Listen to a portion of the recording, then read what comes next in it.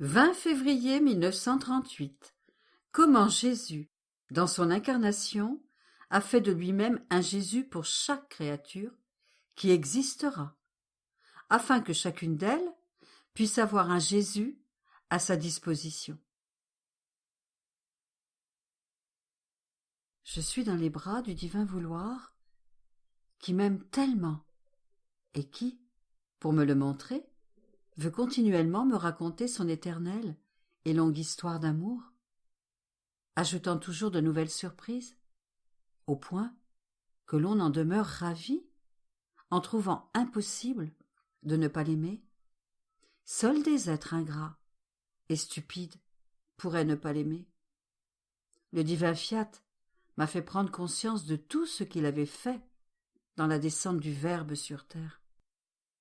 Et mon Jésus, me refaisant sa petite visite, toute bonté, me dit : « Ma petite fille de ma volonté, tu dois savoir que mon amour est si grand qu'il a besoin d'être libéré et de confier ses secrets à celle qui vit dans ma volonté, afin qu'en prenant conscience de toute chose, nous puissions l'aimer d'un seul amour et répéter en elle tout ce que j'ai fait en moi-même. Écoute, ma fille, les excès auxquels mon amour s'est livré en me faisant faire des choses inouïes et incroyables pour les esprits créés. En venant sur terre, je voulais me faire Jésus pour chaque créature qui avait existé, existe et existera. Chacune devait avoir son propre Jésus, complètement à elle, à sa disposition. Chacune devait avoir ma conception, pour demeurer conçue en moi, ma naissance pour renaître, mes larmes pour être lavées, mon âge infantile pour être restauré et commencer sa vie nouvelle, mes pas pour guider les siens, mes œuvres pour faire se lever ses œuvres dans les miennes, mes souffrances comme baume et force pour ses souffrances et en remboursement de toute dette contractée envers la divine justice, ma mort pour retrouver sa vie, ma résurrection pour renaître entièrement dans ma volonté, pour la gloire qu'elle devait donner à son Créateur, et tout cela avec le plus grand amour, avec raison, avec justice et avec la plus haute sagesse. Mon céleste Père devait trouver en moi autant de vie auquel il avait donné et allait donner le jour, afin d'être satisfait, glorifié et payé de retour pour son grand amour.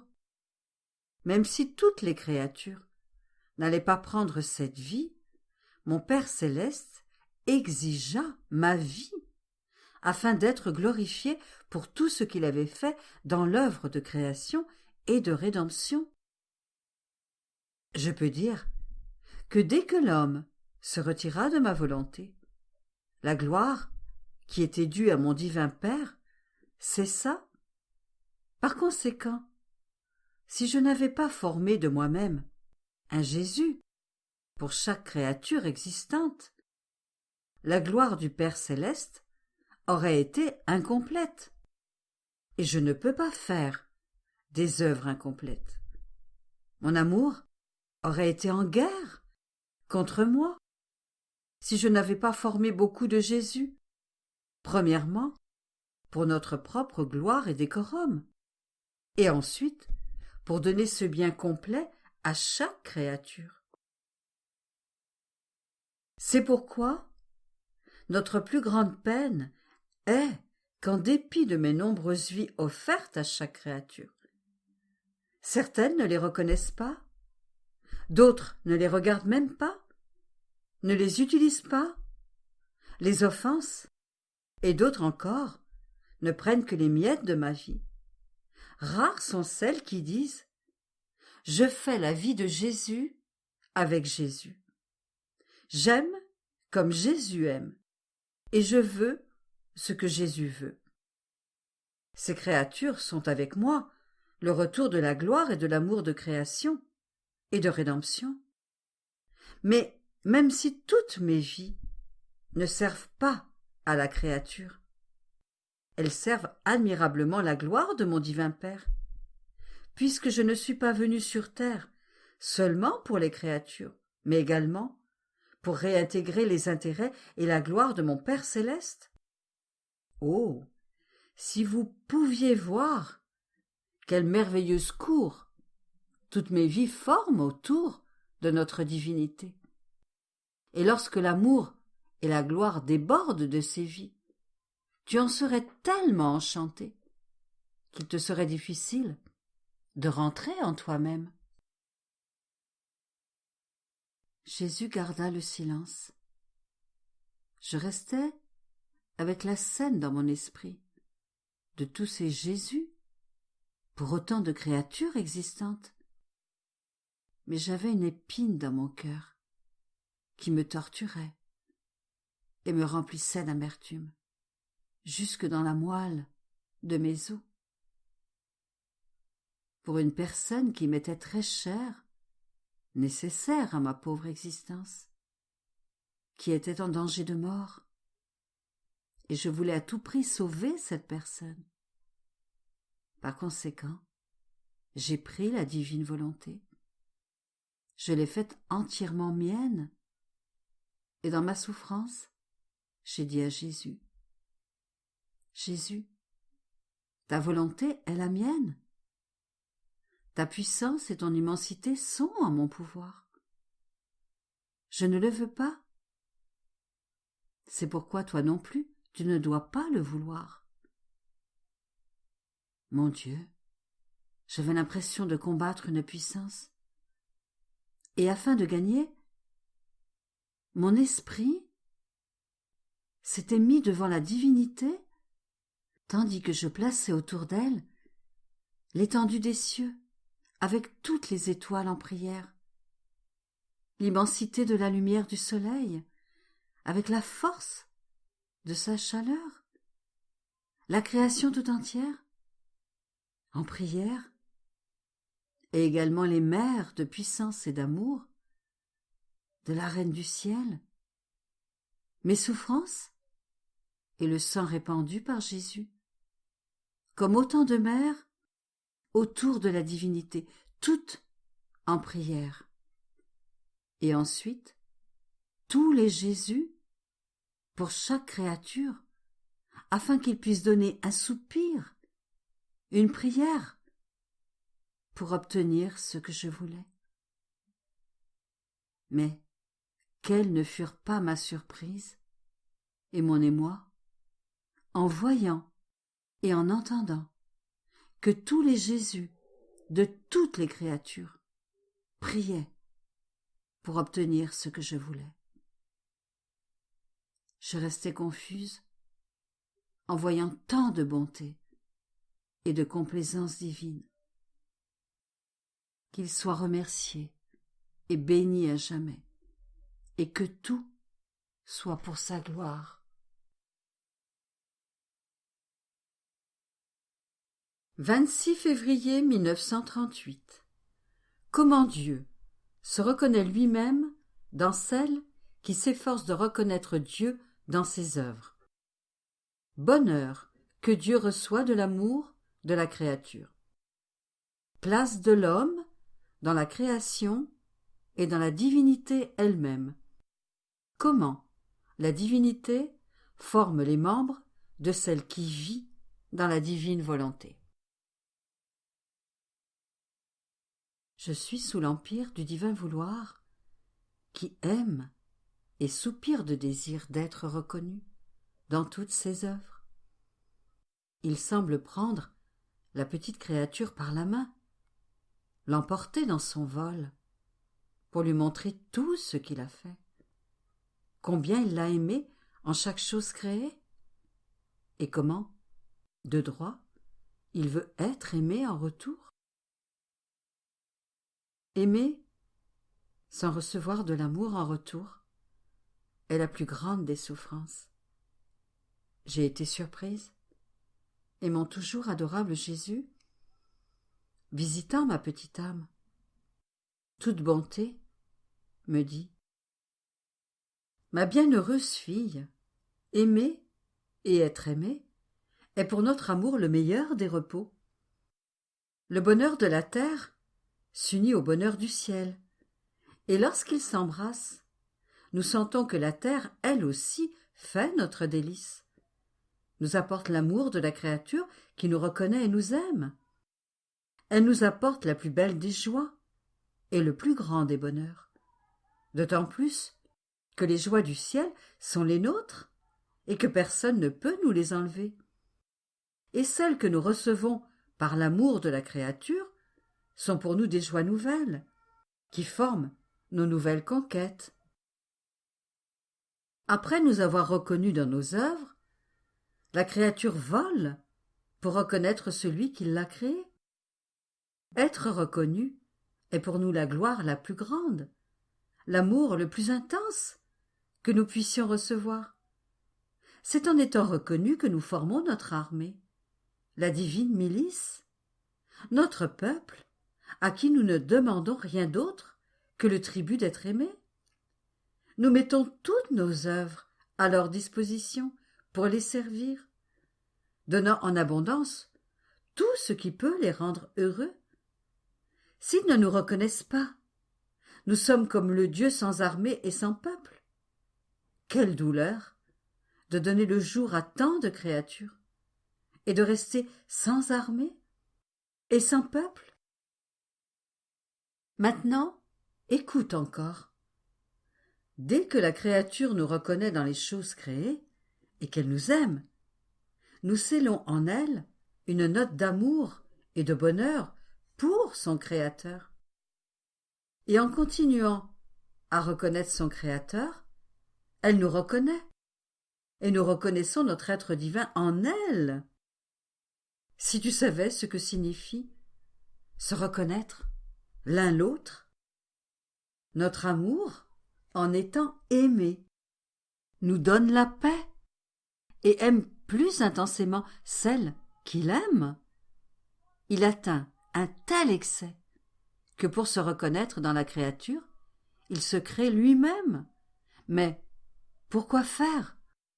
Pour se reconnaître dans la créature et être aimé. Qu'il est beau de nous reconnaître nous-mêmes dans la créature.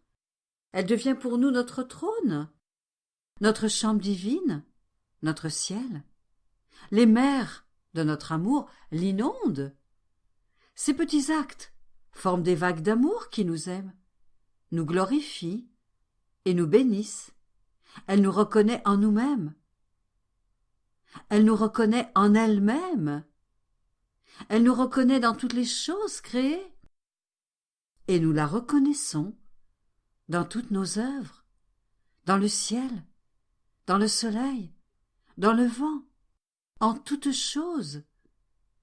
Notre amour, uni à notre fiat, la porte partout, et nous la plaçons en ordre à l'intérieur de toutes nos œuvres. Après quoi, mon esprit continua à baigner dans la mer du divin vouloir. Mon Dieu, que de surprises, que de merveilles! Et mon doux Jésus, visitant ma petite âme toute inondée de ces flammes d'amour, me dit: bienheureuse fille de ma volonté, mon amour ne me laisse pas en paix s'il ne me fait pas révéler de nouvelles surprises concernant le divin fiat. Il veut te faire connaître la sublimité et la noblesse de la place qu'il occupe pour ceux qui vivent dans le divin vouloir, à la fois dans la création et dans notre être divin.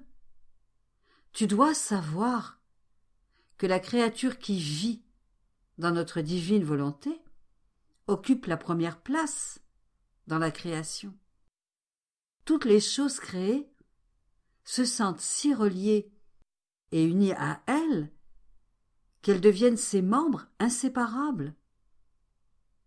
Par conséquent, le soleil est son membre, l'étendue du ciel, le vent et l'air que tous respirent sont ses membres. Toutes les choses créées se sentent heureuses, honorées d'être les membres de cette créature fortunée, et certaines deviennent son cœur, d'autres sa main, d'autres encore ses pieds, ses yeux, son souffle. En somme, il n'y a pas une chose créée qui n'ait sa place distincte et n'exerce le ministère d'être son membre. Son âme, comme la tête, garde ses membres en ordre et reçoit de Dieu tout l'amour, toute la sainteté, toute la gloire et tous les biens que contiennent les choses créées. D'autant plus que toutes les choses créées sont également nos membres. Par conséquent, pour la créature qui vit dans notre volonté, ses membres sont les nôtres et nos membres sont les siens. Ils maintiennent notre être suprême en communication avec la créature et nous devenons pour elle plus que le sang qui circule dans les veines de son âme. Le continuel battement d'amour en palpitant dans son cœur, la respiration divine en respirant dans son âme. Aimant cette créature d'un amour excessif, nous mettons en circulation son petit amour et ses actes dans notre être divin. Nous sommes jaloux des battements de son cœur et de son souffle. Aussi, nous les enfermons dans les nôtres. Rien ne sort d'elle qui ne demeure enfermé en nous-mêmes pour la payer en retour de notre amour et entendre son doux et délicieux refrain.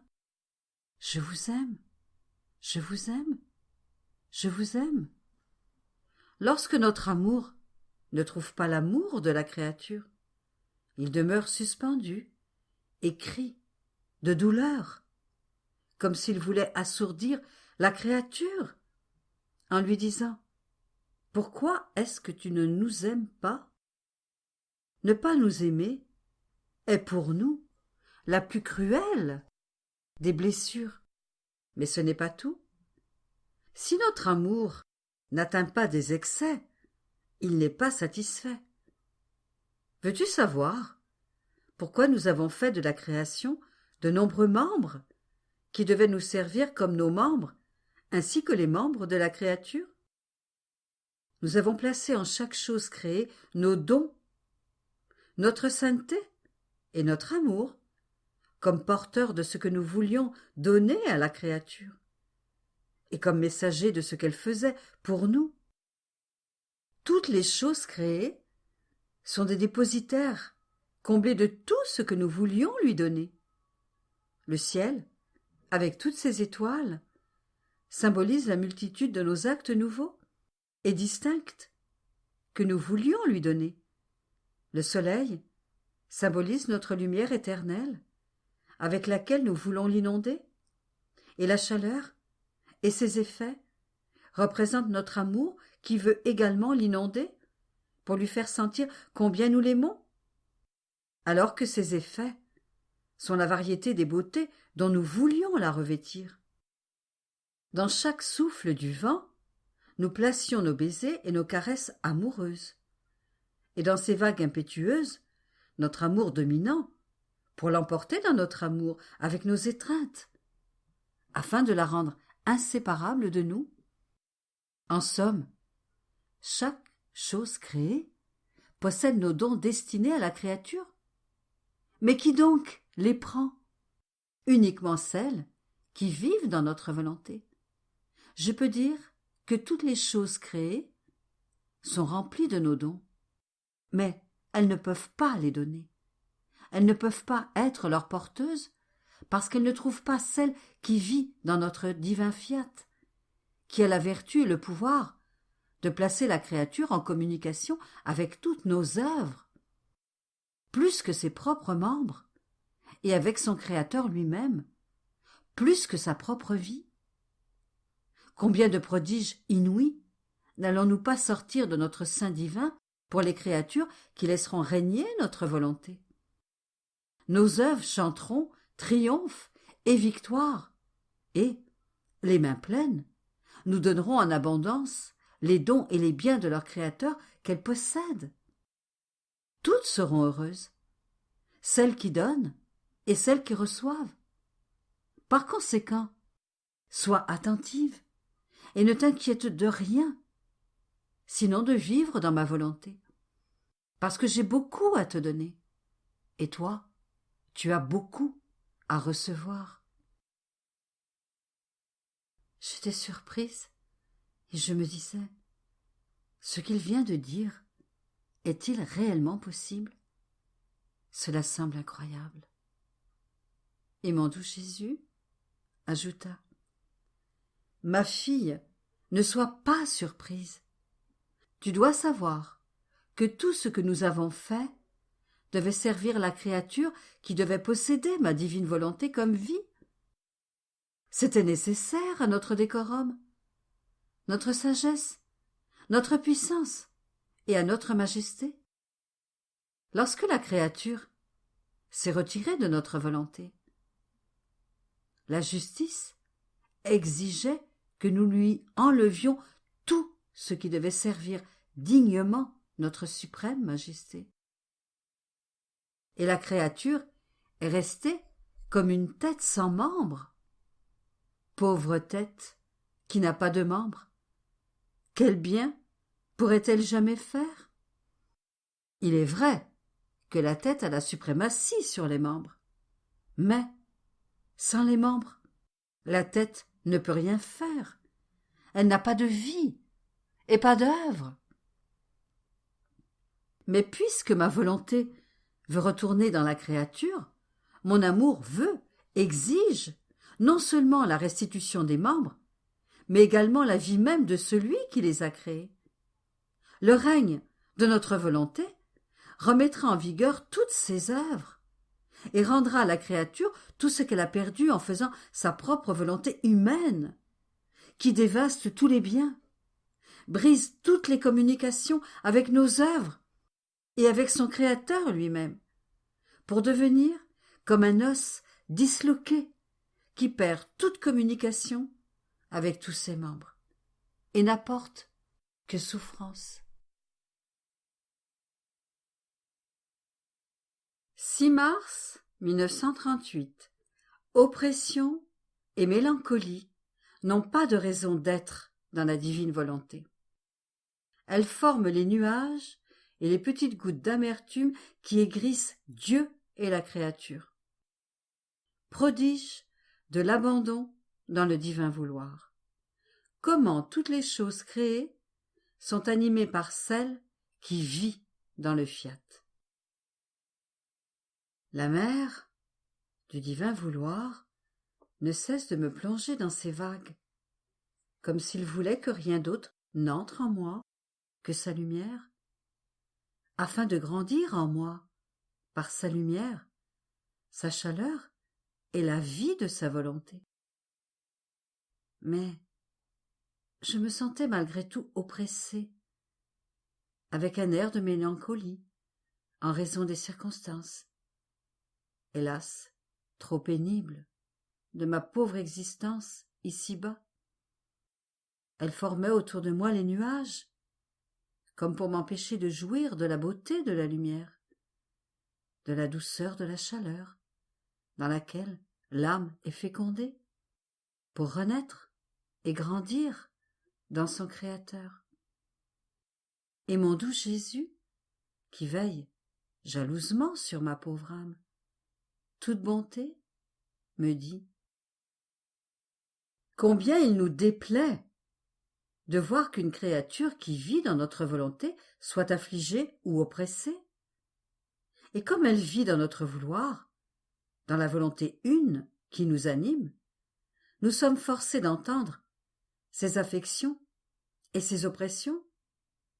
Nous retirer, lorsque la créature se sent affligée, n'est pas selon notre être divin, selon notre amour. Au contraire, nous utilisons notre puissance et nous l'inondons encore plus de notre amour, pour que nous puissions la voir de nouveau, avec un sourire sur les lèvres et la joie au cœur. De plus, la pensée du passé est réellement absurde. C'est comme vouloir réclamer des droits divins. Tu dois savoir que toutes les choses belles et bonnes que la créature a faites sont déposées en nous, attestent de son amour et de la gloire qu'elle nous donne, et forment sa couronne pour sa première entrée dans notre patrie céleste.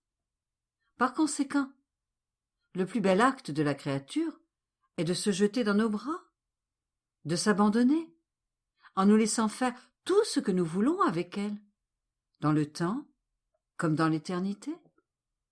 C'est alors seulement que nous obtenons toute la saveur de faire d'elle une des plus belles statues pour orner notre Jérusalem céleste. Puis, il ajouta, « Ma fille, lorsque la créature s'abandonne dans notre volonté, notre satisfaction est si grande qu'elle se déverse en nous et que nous déversons en elle notre vie nouvelle, notre amour nouveau, notre sainteté nouvelle et une connaissance nouvelle de notre être suprême. Lorsque la créature s'abandonne dans notre divin vouloir, nous pouvons accomplir en elle les plus grands prodiges et les grâces les plus surprenantes, puisque notre propre volonté recevra et déposera ce que nous voulons donner à la créature. En s'abandonnant dans notre volonté, elle remporte le ciel d'assaut, et son empire est tel qu'elle s'impose à notre être divin pour l'enfermer dans sa petitesse, tandis qu'elle-même, triomphante, s'enferme dans notre sein divin. Les cieux sont émerveillés, et les anges et les saints en extase. Tous sentent couler en eux une vie nouvelle, en vertu de l'acte d'abandon de la créature encore en pèlerinage sur la terre. Et la trouvant abandonnée dans notre fiat, nous trouvons que nous pouvons faire tout ce que nous voulons. Elle se prête entièrement à notre pouvoir. Nous commençons alors notre travail et formons dans son âme de nombreuses petites fontaines d'amour, de bonté, de sainteté, de miséricorde, etc. De cette manière, lorsque notre amour veut aimer, nous mettons en mouvement ces petites fontaines d'amour avec notre souffle omnipotent, et elles nous aiment en laissant tant d'amour s'écouler de la fontaine au point d'inonder la cour céleste tout entière. Lorsque nous voulons utiliser notre bonté, notre miséricorde et notre grâce, nous mettons ces fontaines en mouvement, et la terre est inondée de notre bonté et de notre miséricorde. Et certains sont convertis, d'autres reçoivent des grâces. Nous pourrions faire tout cela directement de nous-mêmes, mais il nous est plus agréable d'utiliser les fontaines que nous avons formées dans la créature. À travers elles, nous nous sentons plus portés à faire miséricorde à toutes. Nous avons notre intermédiaire entre le ciel et la terre qui, dans son abandon, nous fait déverser des grâces et aimer toutes les créatures d'un amour nouveau. Par conséquent, plus tu seras abandonné à notre volonté, plus nous serons magnanimes envers toi et toutes les créatures, et toutes, au moins les mieux disposées, trouveront une force et une direction nouvelle. J'étais surprise, et il ajouta, « Ma bonne fille, comme je voudrais que toutes sachent ce que signifie vivre dans mon divin vouloir. Cela semble incroyable, mais sais-tu pourquoi? Parce qu'elles ne savent pas ce qu'est ma volonté et toute la série des prodiges qu'elle peut et veut accomplir dans la créature. Ainsi, ne le sachant pas, Elle croit qu'il est impossible que ma volonté puisse faire dans la créature tout ce que je te dis. Oh, si elle savait! Ce que ma volonté fait et dit est peu de choses. C'est la connaissance qui nous met en marche vers la créature et prépare notre place, formant l'espace où nous pouvons placer nos prodiges inouïs. C'est la connaissance qui forme les yeux pour être capable de voir et d'apprécier nos merveilles divines. Tout est prodige pour celle qui vit dans notre volonté. Tu dois savoir que lorsqu'une créature accomplit ses actes dans ma volonté, toutes les choses créées demeurent animées par sa volonté et sa parole. Toutes les choses possèdent une voix. Certaines disent amour, d'autres gloire, adoration, d'autres merci, et d'autres encore bénédiction à notre Créateur. Quelle harmonie elle forme dans l'atmosphère, quel doux enchantement, au point que nous en sommes ravis. Mais d'où viennent ces voix? Ce sont les voix de celles qui vivent dans notre volonté. C'est comme lorsque ces voix et ces chants sont ingénieusement enfermés dans des instruments de bois et de métal. Les instruments chantent et parlent. C'est la même chose pour celle qui vit dans ma volonté. Son amour de me voir aimer et glorifier est tel qu'elle enferme sa volonté, sa voix et son amour dans la chose créée. Et certaines me racontent l'histoire de mon amour. D'autres chantent ma gloire. Il semble que toutes les choses ont quelque chose à me dire. Oh, combien je suis heureux de voir que la créature maîtrise la création tout entière et en reine anime toutes choses et me fait aimer par toutes. Oh, que ce son est doux à nos oreilles divines. Je lui ai tout donné et elle me donne tout. Alors, je lui retourne tout, à nouveau.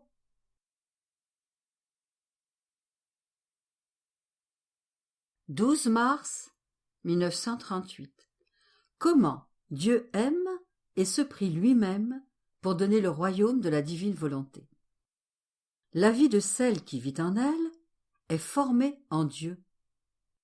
Comment elle renaît continuellement. Semer les vies divines. Comment elle est accueillie et aimée par tous.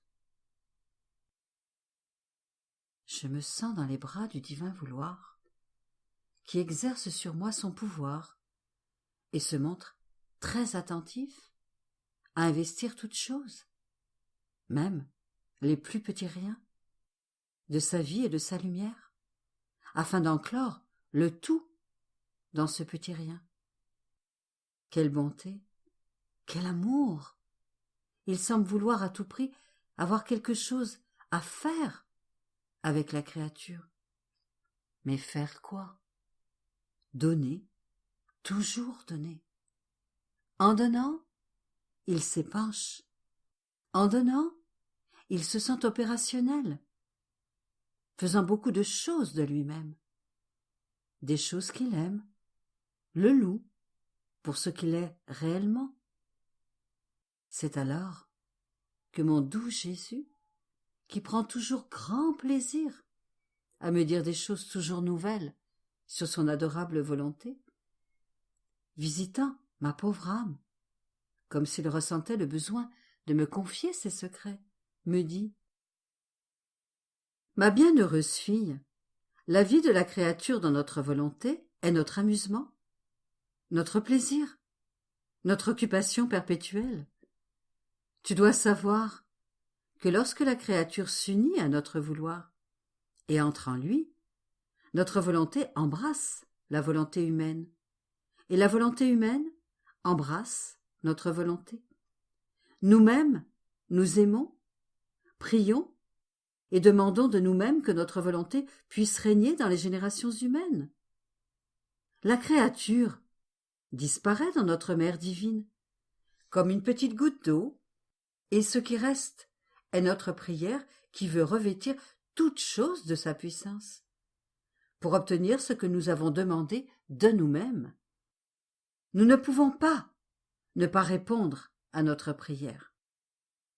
Par conséquent, lorsque nous avons prié, nous nous mettons en marche, parcourant toutes les nations et tous les cœurs, pour voir si nous trouvons ne serait-ce qu'une petite disposition à vivre dans notre volonté.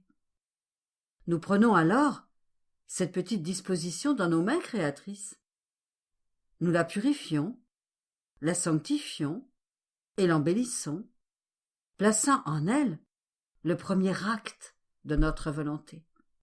Et nous attendons, afin de pouvoir placer le second acte, le troisième acte de la vie dans notre fiat, et ainsi de suite.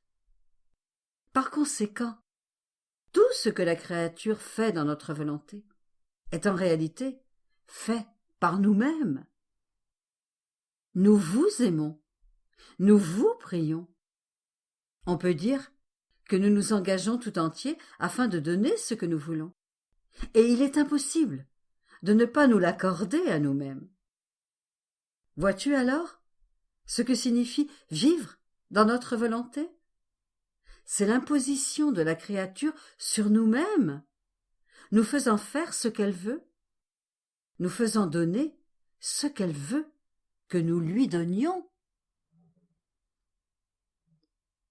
Après quoi, mon bien-aimé Jésus ajouta: Ma fille, la vie de celle qui vit dans notre volonté est formée à l'intérieur de notre être divin. Elle est conçue, elle naît et renaît continuellement. Tout comme notre être divin est toujours dans l'acte de générer. De la même manière, elle est toujours dans l'acte de naître à nouveau.